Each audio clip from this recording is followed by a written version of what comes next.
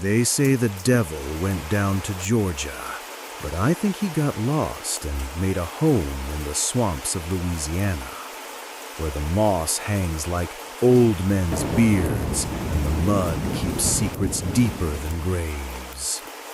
This story comes from Black Bayou, about a dog, a good man, and the kind of justice that bites back. The late afternoon sun bled a bruised crimson light through the cypress leaves, painting the packed dirt yard with grotesque dancing shapes. It was harvest season, a time when most folks in the forgotten town of Black Bayou were out in the fields, their bodies aching from a day spent wrestling with the earth. Everyone was in a race against the clock, against a storm that was brewing somewhere out in the Gulf.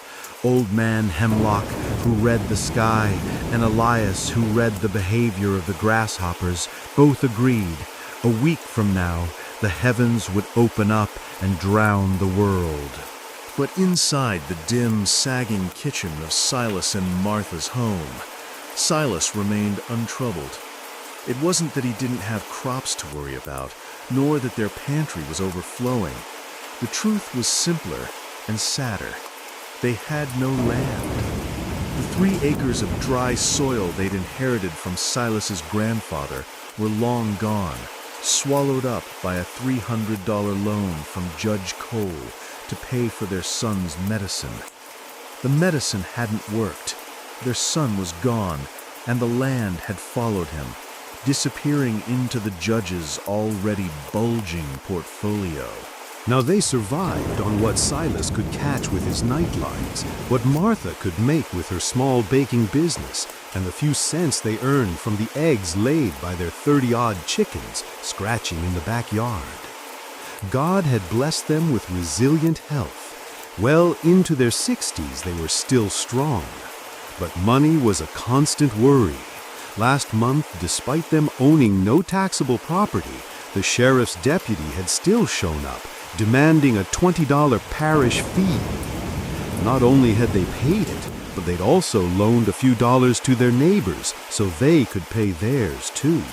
Silas and Martha didn't belong to any church, but they held a deep-seated belief in karma. They lived by a simple creed: do good, and good will follow. Sow the wind, and you will reap the whirlwind. They treated each other with a quiet, profound respect, and their neighbors with an unfailing politeness. It earned them a silent admiration from the good folks of Black Bayou. Lately, with their finances stable for the moment, and the quiet emptiness of a home without children stretching before them, Silas had fallen into a new obsession.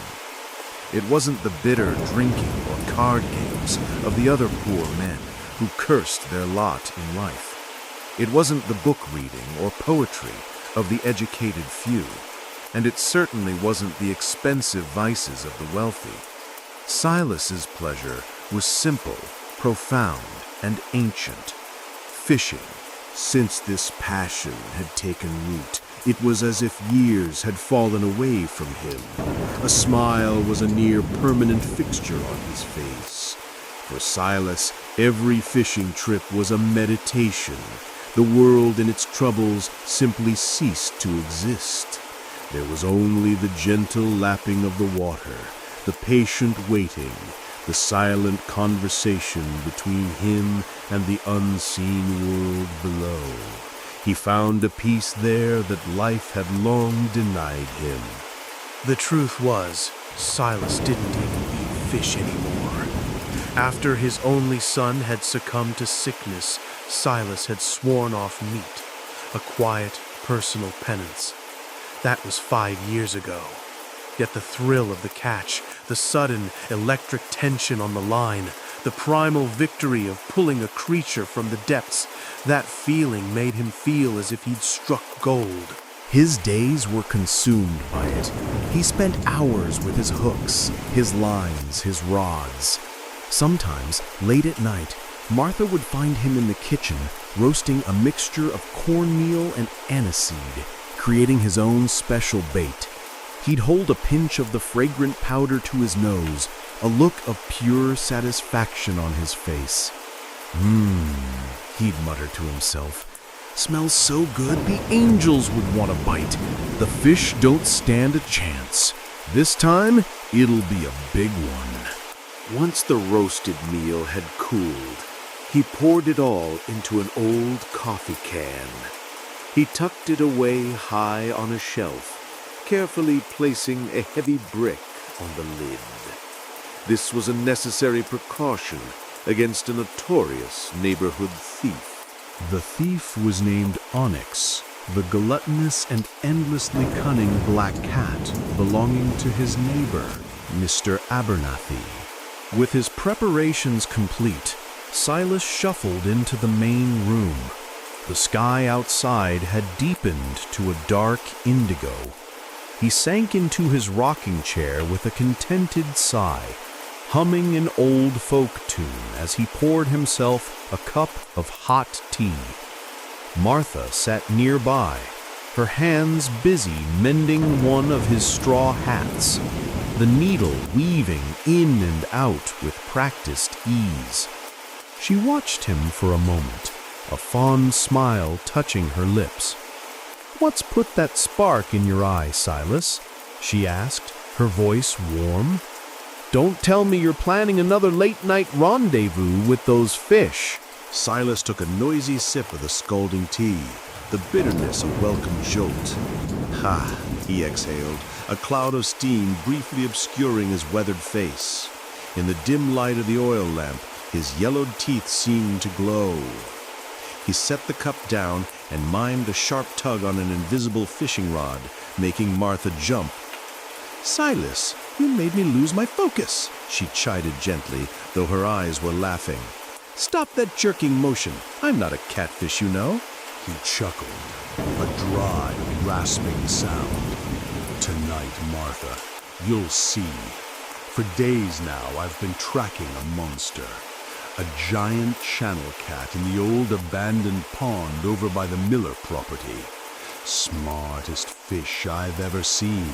Got to be at least 20 pounds, maybe more." Martha knew her husband's tendency to exaggerate. She raised an eyebrow. 20 pounds? Silas, that's the size of the Miller's piglet. Are you sure? Check. He clicked his tongue. "All right, maybe 10. But I've lost him twice already. Tonight, that monster is mine. You just wait and see." Martha laughed softly. "All that effort for a fish you won't even eat. Hours of work, all that bait, the rod, the fuss. And what do you ever bring me? A few little sunfish that are barely a mouthful from Mr. Abernathy's cat. If I were you, I'd stay home and get a good night's sleep." Silas pouted. "You just don't understand the art of it, woman." He stood up, lost in his own world, casting his invisible line left and right, his body swaying with the imaginary struggle. He could see it perfectly, the massive catfish, as long as his leg, gliding through the murky water, its whiskered mouth gaping towards the bait he'd so lovingly prepared. As he mimed the fight, he began to mutter to himself, his voice a low, excited rumble. "That's it. Smell that cornmeal. So good. Take it, you beast. Take it. Gotcha. You're mine now, you devil." Shaking her head with a mix of amusement and affection, Martha hung the mended hat on the wall. "All right, you great fisherman, come to bed. You'll need your strength if you're going to battle that Leviathan of yours." Silas scratched his head. "Martha, could you leave the window open a crack? It's so hot tonight. Can't seem to get a breeze and I feel all cooped up." She nodded and disappeared into the bedroom. As the faint light from their room spilled into the main space, Silas leaned over and blew out the oil lamp, plunging the house into darkness. Outside, a mid-month moon floated in a vast, cloudless sky, bathing the town of Black Bayou in its ethereal, milky glow. The world was silent, save for the rhythmic chorus of frogs and cicadas. It was the only sound left, as the weary villagers had long since surrendered to sleep. The distant, mournful cry of a train whistle signaled midnight, and Silas awoke. He sat up, moving with practiced stealth, and slipped out from under the mosquito net. He moved through the house like a ghost, his bare feet making no sound on the wooden floorboards, desperate not to wake Martha. In the outer room, he lit the oil lamp just long enough to down a quick cup of cold tea to sharpen his senses. Then, blowing it out, he lit a pine knot torch, eased the front door open, and slipped out into the night, pulling it shut with a gentle click. The moon was high now, its light so bright it bleached the color from the world. The cluster of banana trees in the yard stood motionless, their broad leaves frozen in the still, heavy air. Silas hurried to the kitchen shed, grabbing his can of bait, his tackle box, and his favorite rod. Torch in hand, he headed for the gate. He'd barely reached the end of his short path when a stooped figure emerged from the shadows. As a longtime neighbor and friend, Silas instantly recognized him. It was Elias, another soul bewitched by the call of the night waters, and a fisherman with 20 years more experience than Silas. "Elias, couldn't sleep either, eh?" Silas called out, his voice filled with pleasure. "I was just about to come knock for you." Elias's whiskered mouth split into a nearly toothless grin. "We had a date, didn't we, Silas? A man doesn't sleep on a date with a monster fish. So, what's the plan tonight?" Silas pointed his rod towards the darkness, like a general leading a charge. "This bait has extra cornmeal in it. Guaranteed. Tonight that baste is getting hauled ashore." Elias shook his head as he began to walk, his stride surprisingly quick. "Won't work," he said, his voice raspy. "That old cat is too smart for ground bait. He's seen it all before. He won't even look at it." Silas's face fell. "Then all my work was for nothing? You got a better idea, old man?" "Of course I do," Elias cackled. "Look here." He reached into his basket. Silas peered inside and his eyes widened. "Devil's itch vine?" Elias nodded. "The very same. The leaves make you itch, but the root is 10 times worse. You get that stuff in your mouth, you'll feel like you're swallowing ants. We're going to use it to our advantage." He pulled out a small, live sunfish from his basket, along with a pouch containing a white powder made from the dried root. "Watch," he said, carefully making a small incision in the baitfish and packing the powder inside. The hook was embedded deep in the body, with only the very tip of the barb exposed near the tail. That big old cat is cautious. He'll nip at the tail first, just to test it, trying to avoid the hook. But once he gets a taste of this devil's itch, he'll get mad. And a mad fish is a stupid fish. He'll swallow it whole. Now let's go." Beneath the shadowy canopy of 2 old bamboo groves, the 2 figures, one tall, one short, walked with a shared purpose. A sudden cold wind whipped through the path, stirring the dead leaves into a miniature vortex before dying just as quickly. Somewhere in the distance, a lone dog howled a mournful note, then fell silent, returning the world to its heavy stillness. They soon arrived at the Miller Pond. In truth, it was less a pond and more a festering wound in the earth.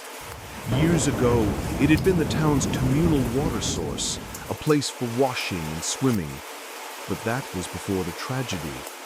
A young woman, heartbroken and expecting a child out of wedlock, had walked into the water one moonless night and never walked out.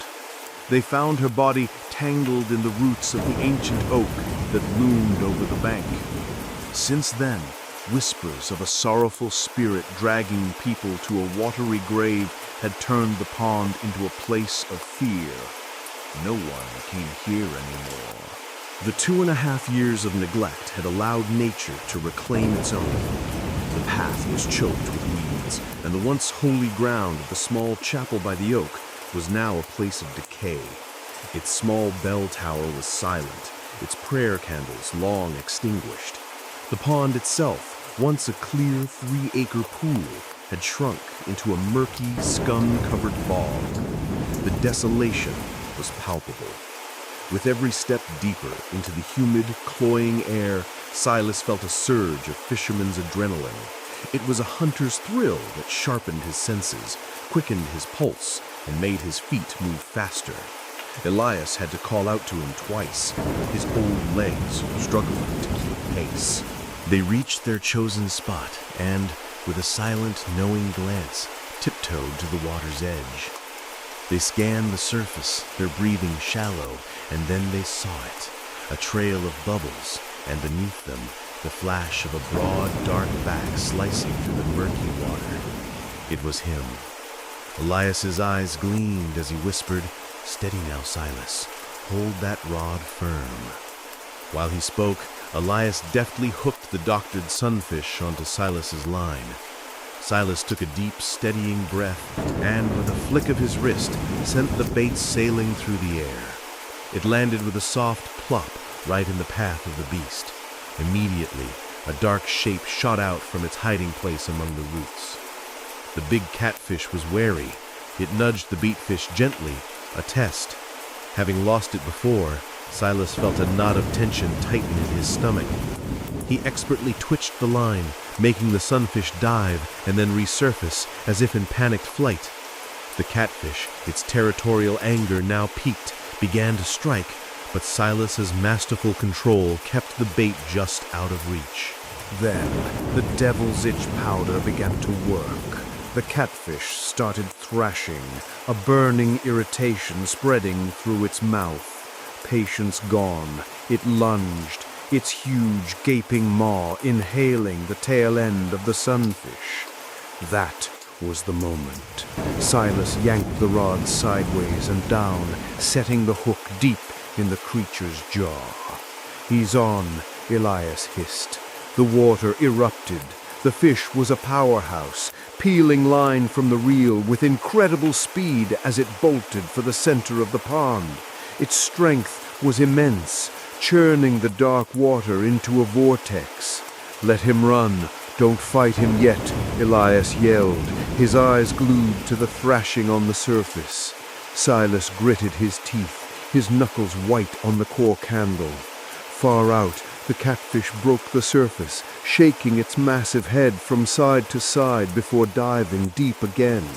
It was a dance. Silas's hands moved with a fluid grace, his feet shuffling along the muddy bank, keeping the line from tangling in the submerged branches that would grant the fish the leverage to snap the line. The tug-of-war lasted for what felt like an eternity. Finally, the great fish began to tire, its powerful runs becoming shorter, weaker. It allowed itself to be drawn slowly toward the shore.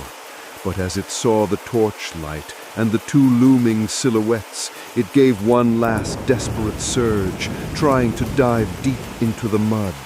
It was no use. The two veteran fishermen had it. The creature's massive head, the color of dark river mud, broke the surface, its mouth agape, its body limp with exhaustion. It had accepted defeat.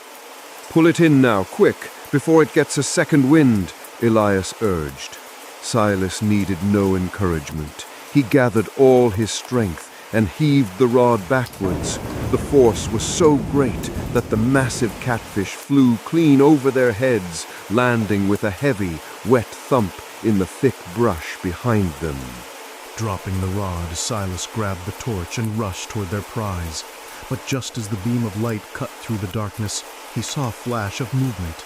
A sleek, dark shape darting out from the same patch of brush. In the blink of an eye, the giant catfish was gone. He stood there, stunned into silence, when Elias's frantic shout broke the spell. "A fox! A damn fox took the fish! After it, man! Go!" Silas, torch held high, plunged into the undergrowth in pursuit of the shadow. A desperate chase unfolded in the dead of night, ending abruptly at the foot of the old, crumbling chapel beneath the great oak. Elias caught up, gasping for breath, his hand clutching his chest. What happened? You lose it?" Silas didn't answer. He stood stock still, staring into the pitch-black maw of the ruined chapel. His expression was one of bewilderment. "Elias," he whispered, his voice trembling, Do you hear that?" Elias went rigid. From within the stone ruins came a sound that made his blood run cold, a pained, rasping breath, punctuated by a soft, whimpering moan.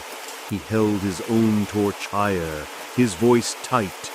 "Silas, that sounds like puppies." Silas nodded, his face grim.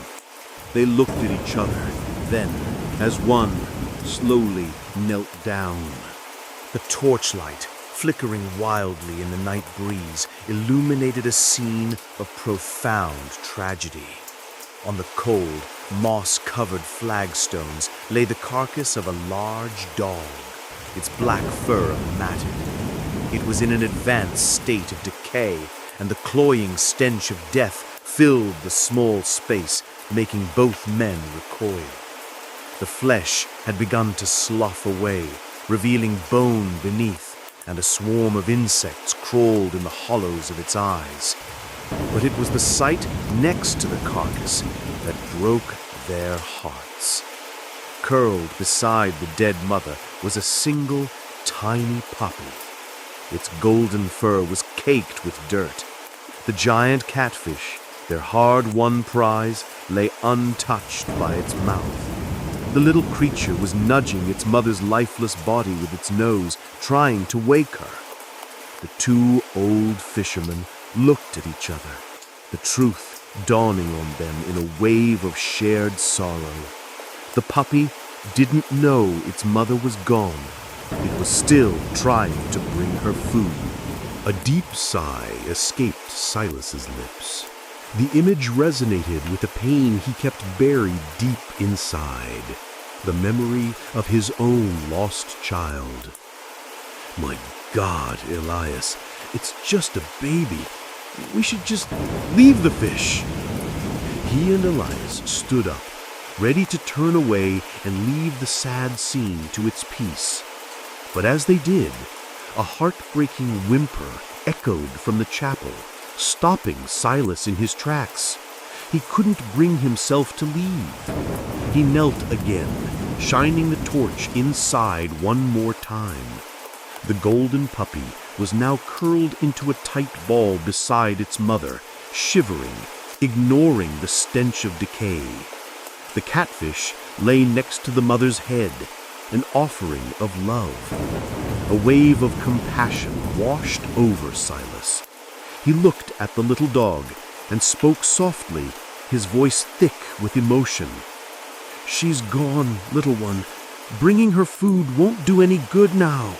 It's over." As if it understood every word, the puppy's small body trembled violently. Silas, feeling a strange kinship with the orphaned creature, found himself saying, "Come on now. You can come home with me. I'll take care of you." He'd only said it to soothe the pup, but to his astonishment, the little dog lifted its head. It looked at Silas with eyes that seemed ancient and full of sorrow, then glanced back at its mother's body one last time. A moment later, with a soft, mournful cry, it padded over to Silas and rubbed its head against his hand, letting out a series of low, plaintive whines. Elias stared, dumbfounded. "Well, I'll be," he breathed. "A saberback. A rare find, Silas. A very rare find." Silas looked up, confused. "What are you talking about?" Elias knelt beside him, gently stroking the dog's back. "Look here," he said, tracing a line with his finger. "See this swirl of fur? Runs all the way down his spine like the edge of a sword. Old folks say a dog with a saber back is born with a warrior's spirit, fiercely loyal and brave, a guardian." Silas picked the tiny, frail dog up, cradling it in his arms. It was lighter than air. He looked closer. The dog's gaze was steady and bright. Elias was right, but there was more. Above each of its eyes was a distinct dot of black fur.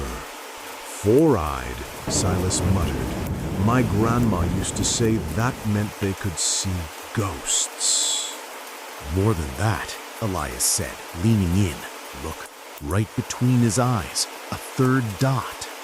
Silas saw it then, a small tuft of black fur right in the center of its forehead. "That's a ghost eye," Elias whispered with reverence. "A three-eyed dog. The stories say they're smarter than any man and can see danger before it ever arrives. And look at his feet." Silas looked down. On all four paws, just above the pads, were distinct dew claws. "Lucky paws," Elias declared. "That dog will bring prosperity to whoever shelters him." "Silas, this ain't just a stray. This is a blessing." Silas looked at the remarkable creature in his arms and knew, with a certainty that settled deep in his bones, that Elias was right. He turned to his friend. "What about his mother?" Elias scanned the dark woods. "There's plenty of dry wood around. We'll give her a proper cremation.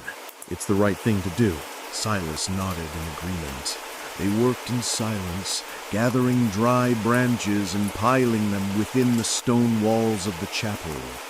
As the flames roared to life, consuming the tragic scene, the little golden dog let out a single heart-wrenching howl before trotting obediently after the two men as they headed back to the pond. That night, something magical happened. Besides the monster catfish they had caught, Silas and Elias pulled in fish after fish. It was as if every cast was blessed.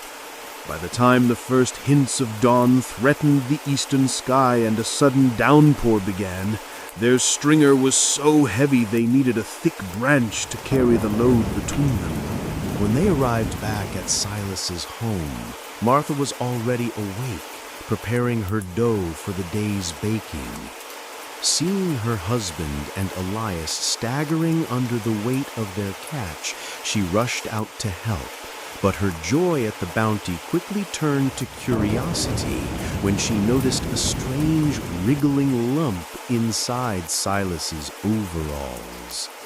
"Silas, what on earth have you got tucked in your shirt?" she asked, her brow furrowed. Silas grinned and carefully pulled out the golden puppy. Seeing the creature caked in mud and grime, Martha gasped, "Good heavens, where did that come from?" "Found him by the side of the road on our way back," Silas lied, not wanting to burden her with the sad tale just yet. "Looked so pitiful, I thought he could keep us company in our old age." Martha's heart softened instantly. She took the little dog from him. "You two go get cleaned up before you catch your death of cold," she instructed, pointing to the still drizzling rain. "I'll get your dry clothes. There's hot water on the stove." After the men had gone to wash up, Martha set about dealing with the fish, her eyes widening as she filled 5 large ceramic basins. Finally, she turned her attention to the puppy. "My, you're a filthy, smelly thing," she cooed softly. "Let's get you cleaned up." The puppy, as if understanding, licked her hand with its small, rough tongue. Martha poured warm water from the kettle into a tin basin, added some cool water, and gently began to wash him. As the layers of mud washed away, a beautiful coat of fur the color of burnished gold was revealed. When he was clean, she wrapped him in a soft old rag and set him down by the warmth of the wood stove. He had been with them since the fire that had served as his mother's pyre. As she watched him sleep, a name came to her. "Cinder," she whispered. "We'll call you Cinder." And from that night on, Cinder became a part of their small, quiet family. Cinder proved to be a loyal and incredibly intelligent companion. His days were spent in orbit around Silas and Martha. If they were home, he was a constant, silent shadow, never more than a few feet away. The childless couple doted on him, treating him like the son they had lost, spending hours talking to him and picking fleas from his golden coat. Martha even made him a small bed from an old patched quilt in a corner of the main room, refusing to make him sleep outside. He settled into their lives, but he remained an enigma. More than 5 months passed, and yet he stayed as small as a teacup. This was particularly strange because he ate with the appetite of a wolf. He would devour boiled vegetables, mashed yams, even leftover grits.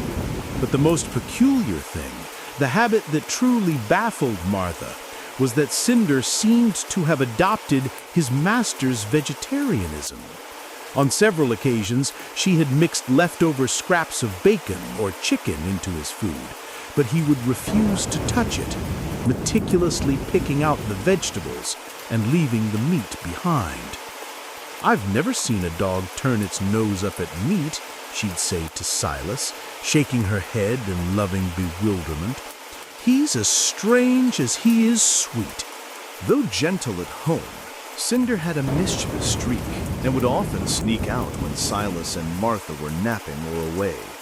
He'd cause havoc, chasing Mrs. Gable's ducks into a frenzy or sending the miller's prize bull into a panicked stampede through their cornfield.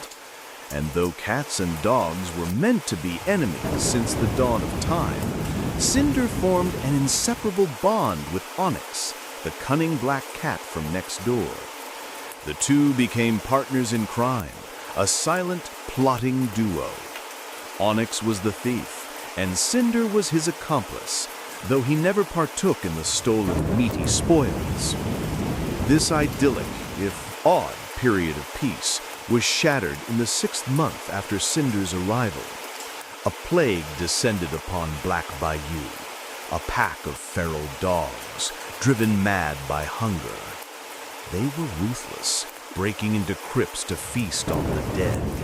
When that wasn't enough, they turned on the living. 3 people from the outskirts of town had been lost to their savage attacks. The town lived in fear. Then, one night, a chorus of furious, desperate howls echoed from the edge of the swamp. Fearing another attack, Silas, Elias, and a group of brave townsfolk armed themselves with rifles and torches and went to investigate. When they arrived, they found a shocking sight. The pack's leader, a brute of a dog as big as a calf, lay dead, its throat torn open and its body covered in vicious bite marks.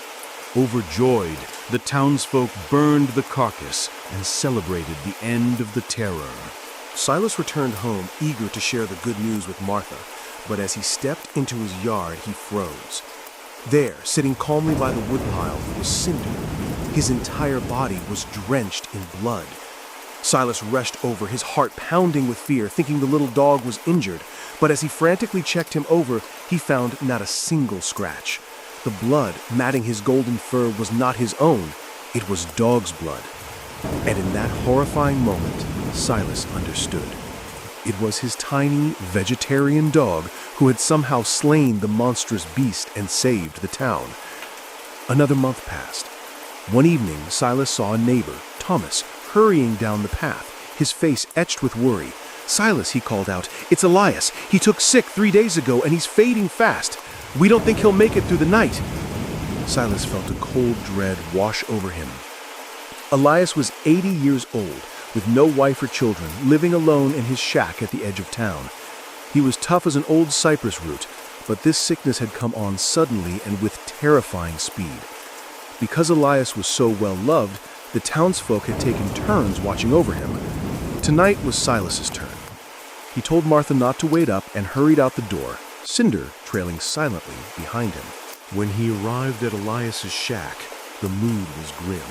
He took a seat by his old friend's bed, grasping a hand that felt as cold and bony as a bird's claw. "Elias, wake up," he pleaded softly. "The big ones are biting. They're waiting for you." The only response was a shallow, ragged breath and the flutter of pale lips trying to form words that would not come. Just then, another man arrived. It was Beau, a quiet man who lived deep in the swamp and was known as a traiteur, a Cajun folk healer. He'd only heard of Elias's illness that afternoon. Beau wordlessly approached the bed, gently opened one of Elias's eyelids, then pressed his fingers to the old man's wrist, his eyes closing in concentration. After a long moment, he turned to Silas. "He's been poisoned," Beau stated, his voice a low rumble. "A dark toxin, something from cursed ground. It has not yet reached his bones. He can be saved." Silas's heart leapt. "You can save him? How?" Beau sighed, his gaze distant. "The cure is simple in principle. Like cures like. But the ingredient, it is harder to find than a pearl in a crawfish hole. We need the venom of a graveyard moccasin." Silas felt his hope wither. He had heard the tales.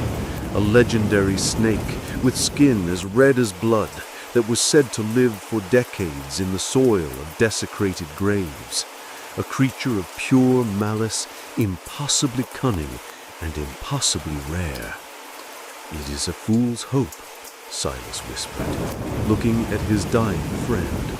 He resigned himself to watching the long, slow vigil of death.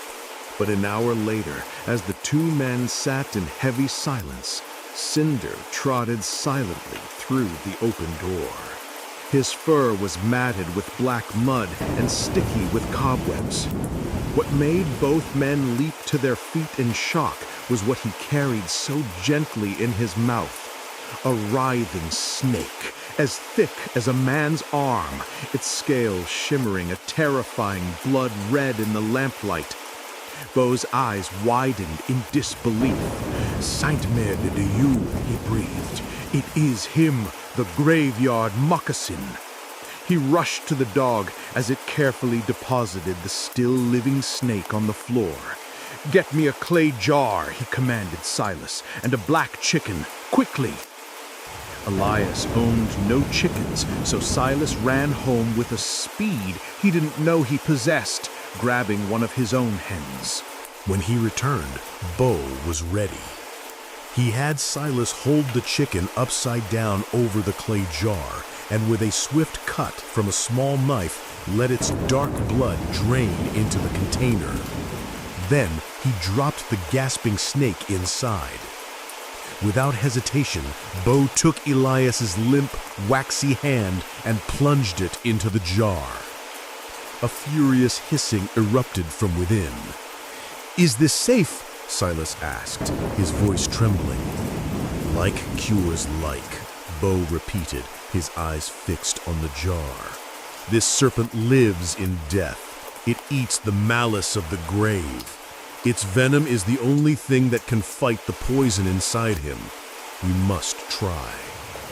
A moment after the hissing stopped, Elias's entire body began to convulse. Beau quickly pulled the hand out and sealed the jar. Before Silas's horrified eyes, the deathly pallor of Elias's body seemed to concentrate, flowing like black ink through his veins toward the bite mark on his hand, which swelled and turned a bruised, horrific purple. "Bring the lamp," Beau ordered. He pulled a small leaf-shaped blade from his pocket, heated it in the flame, and made a swift, shallow cut across the back of Elias's swollen hand. A thick, black fluid like tar oozed from the incision. Bo squeezed the hand several times, forcing more of the poison out until finally a trickle of clean red blood emerged. Wiping sweat from his brow, Bo let out a long, slow breath. "It is done," he said, turning to Silas. "He will need rest. By morning, he will be himself again. Now you must take that snake, kill it, burn its body to ash, and scatter those ashes in running water. Do not let its evil linger here." When Silas returned from his grim task, he was astonished to find Elias sitting up, his color returned, asking weakly for a bowl of soup. When they told him the whole story, Elias looked past them to the doorway where Cinder sat watching. Tears welled in the old man's eyes. He knew his true savior was not a man, but the small golden dog with a warrior's spirit and eyes that could see into the world of shadows. A month after Elias's miraculous recovery, tragedy struck next door. Onyx, the black cat who had been Cinder's unlikely friend and partner in crime, was found dead, brutally killed by an intruder who had broken into the Abernathy's shed. For 3 days, Cinder was inconsolable. He refused to eat, lying listlessly in his corner, a profound grief seeming to emanate from his tiny body. Silas and Martha's hearts broke for him. His spirits only lifted when Mr. Abernathy, unable to bear the quiet, brought home a new black kitten.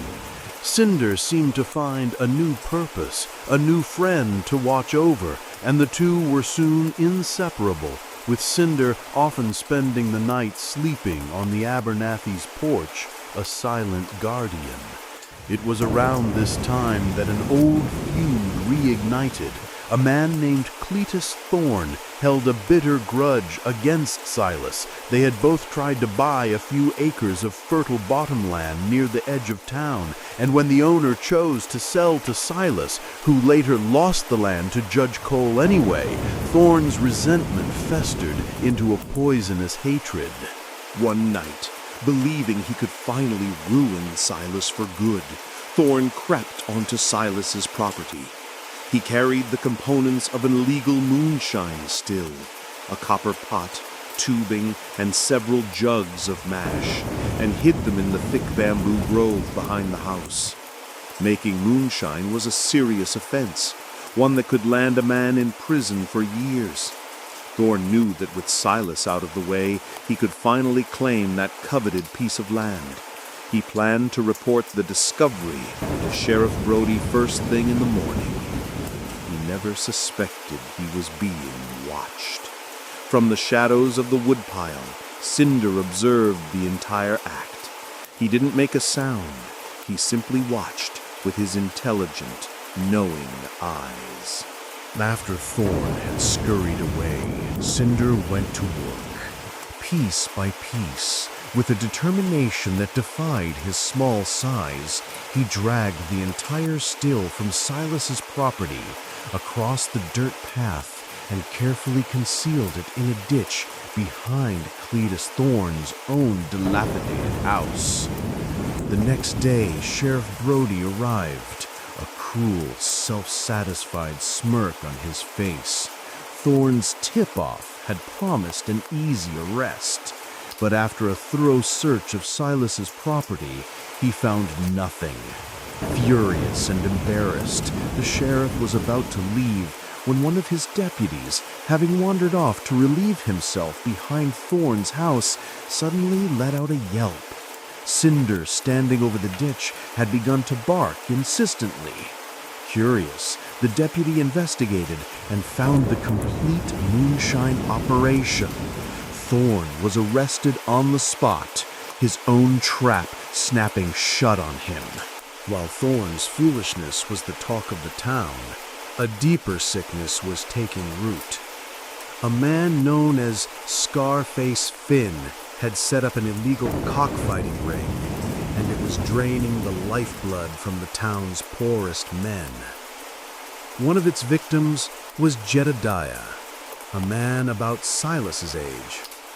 Once a hard-working farmer, Jed had been bitten by the gambling bug, and it had consumed him whole. He lost everything. His prize rooster, his mule, even the plow he used to work his field. He sold it all, pouring every last cent into the bloody pit, always chasing the one big win that would solve everything. He even sold a pair of bronze candlesticks that had been in his family for 4 generations, a sacred trust from his dying father. He bet the $10 he got for them on a champion rooster named Hellfire. He watched, his heart pounding, as Hellfire was struck down and bled out in the dirt. The world collapsed around Jed. As the cheers of the winners faded behind him, he walked aimlessly, a ghost in the fading light. His feet, acting on some old memory of friendship, led him to Silas's house.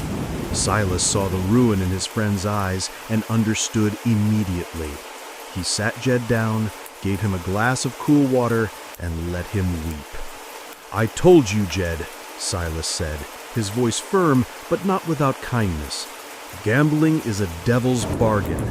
It promises a kingdom and leaves you with nothing but ashes. You had a wife, a child, a life. You traded it all for this." Jed couldn't speak. His shame was a physical weight crushing him.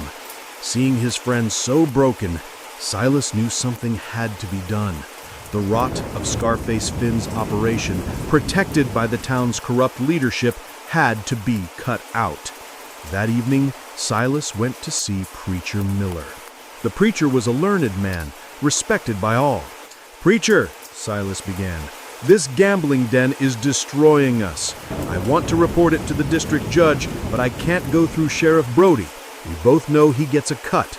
The sheriff can't be trusted." Preacher Miller looked at Silas with an expression of deep, pious concern. "You are a righteous man, Silas," he said, his voice smooth as silk. "Your courage is an inspiration. I must attend to a family matter this evening, but tonight I will personally draft a letter to the judge. Bring it with you tomorrow, and we will see that justice is done." Filled with hope, Silas thanked him and left. He never saw the cold, predatory gleam that entered the preacher's eyes the moment his back was turned. As soon as Silas was out of sight, Preacher Miller slipped out his back door and hurried through the darkening streets. He didn't know he was being followed. A small golden shadow flitted from porch to alleyway, silent as the falling dusk. Cinder watched as the preacher knocked on the back door of the town hall, which also served as Sheriff Brody's home. The door opened, and the preacher was quickly ushered inside. Cinder crept around the building, finding a gap in the foundation stones beneath the sheriff's office window. He squeezed through and listened from the darkness below the floorboards. "The old fool is going to write a letter," the preacher's voice hissed from above. "He's trying to go over your head, Sheriff. He's going to ruin everything for us." Sheriff Brody's voice was a low growl. "Damn his righteous soul. I ought to have my deputies give him a beating he won't forget." "No, that's too clumsy," the preacher countered. "That will only make him a martyr and draw more attention. If we are to act, we must be thorough. We must remove the root of the problem, permanently." There was a pause and the clink of a bottle against glass.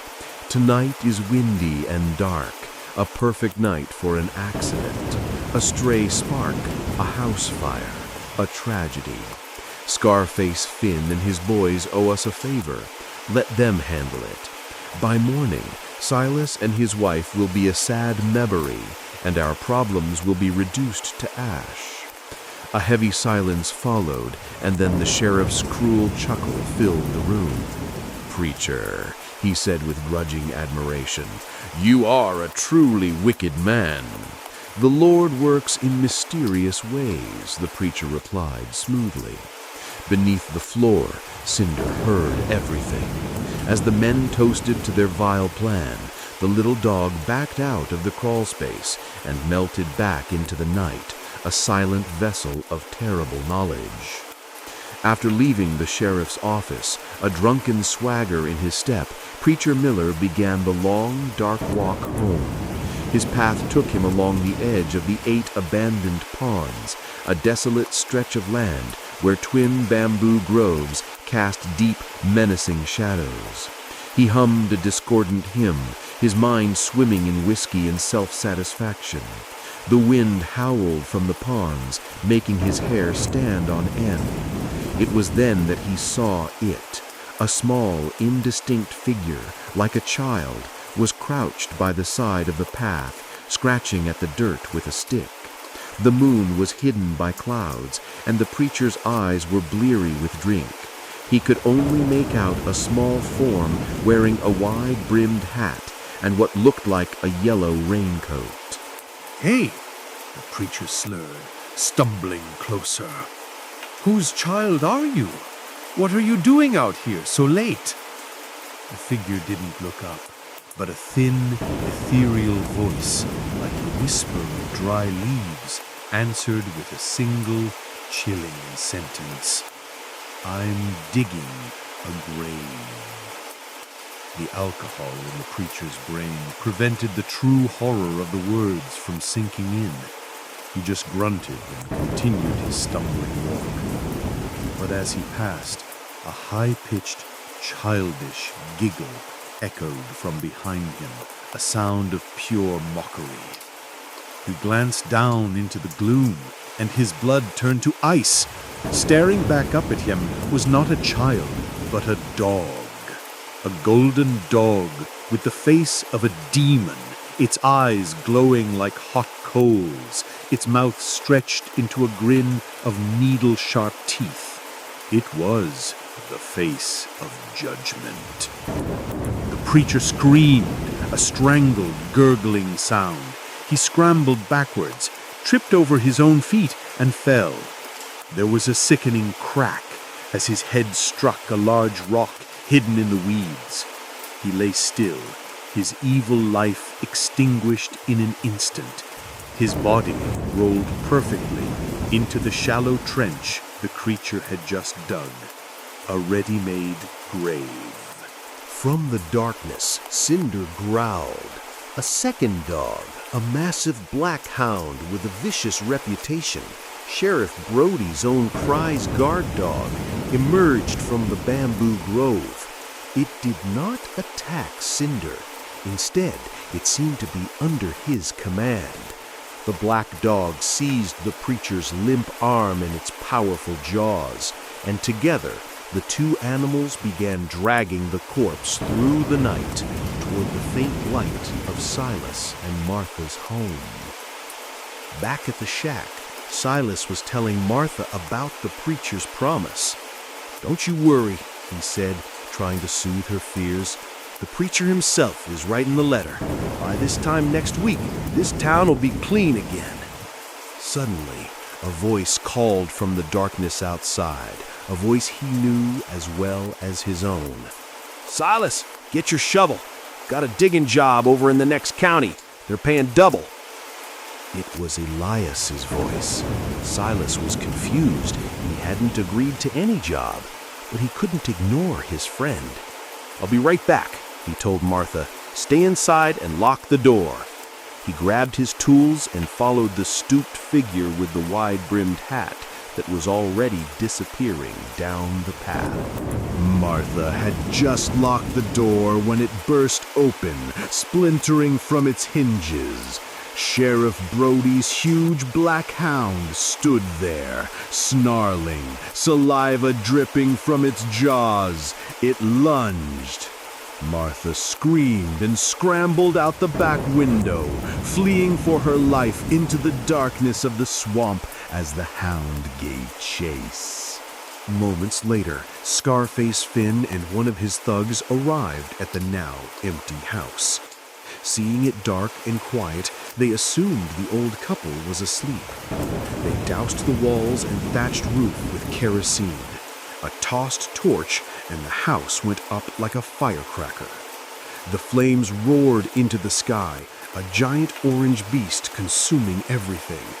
The sound of the blaze and the shouts of the approaching villagers sent the two arsonists fleeing toward the river. By the time the townspeople arrived, the house was a lost cause. As a sudden rainstorm began to douse the flames, they poked through the smoldering ruins, searching for the bodies of their beloved neighbors. They found only one, a charred corpse burned beyond recognition, but its build was too stout to be Silas and too short to be Martha. Then someone spotted a ring on its blackened finger, a gaudy gold and onyx ring. It was Preacher Miller.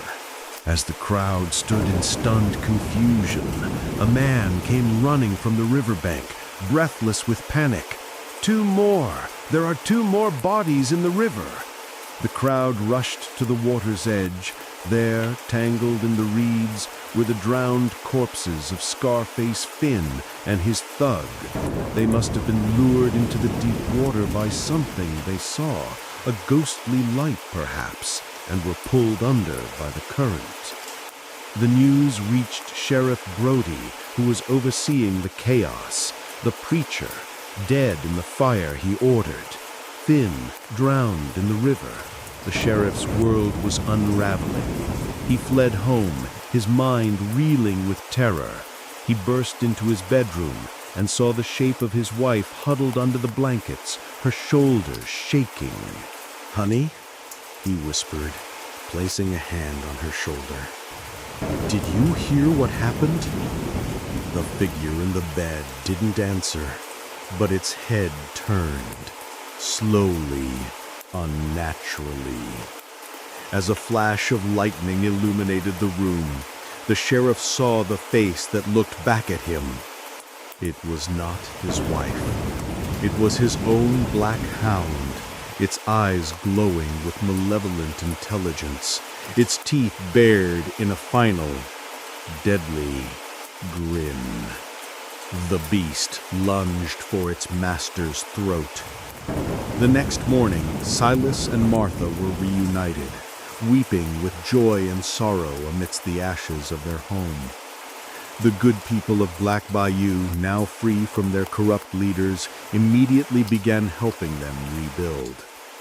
As they were clearing the debris, Silas heard a familiar scratching sound. It was Cinder, wagging his tail. Next to him was the corner of a heavy, iron-bound chest he had dug up from beneath their floorboards, a place where pirates or old landowners must have hidden it long ago. Silas pried it open. It was filled to the brim with gold and silver coins. Elias's words came back to him then. A guardian. That dog will bring prosperity to whoever shelters him. Silas and Martha, true to their nature, did not keep the fortune for themselves. They secretly funded the rebuilding of their own home and many others, donated to the needy, and helped Black Bayou heal. They lived out the rest of their days in peace and quiet comfort, forever watched over by their small golden dog who never grew any bigger. The stray who was not a stray at all, but a walking, silent form of justice.